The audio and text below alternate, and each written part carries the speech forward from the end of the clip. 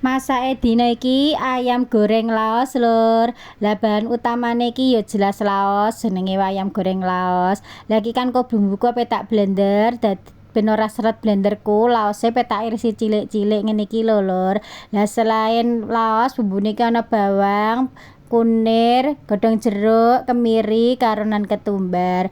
Lah iki terus tak blender nganti lembut cah. Lah mari ngono terus tak tumplekno iwak pitikku ne wajan, tak soki bumbuku sing sebar tak blender ki mang, tak kei uyah, terus tak ulet-ulet ben rata uyahe. Lah kok ngono terus tak tumpangno ning dhuwur kompor. Iki tak masak, tak ungkep, tak tutupi kaya ngene iki nganti sat kaya ngene lho Lur nek masak ki lho.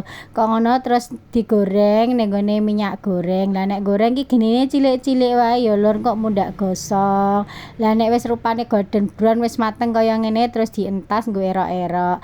Lah sisane bumbu ungkepan ki mang lho Lur aja dibuak. Lah iki disaring, diperes-peres ben dudohe medhun karek ampase. Lah ampase iki terus digoreng ning nggone jlantahe tipak goreng iwak pitik iki mang lho Lur. Lah nek goreng iki genine ya cilik-cilik eneh, soale iki mono gampang gosong.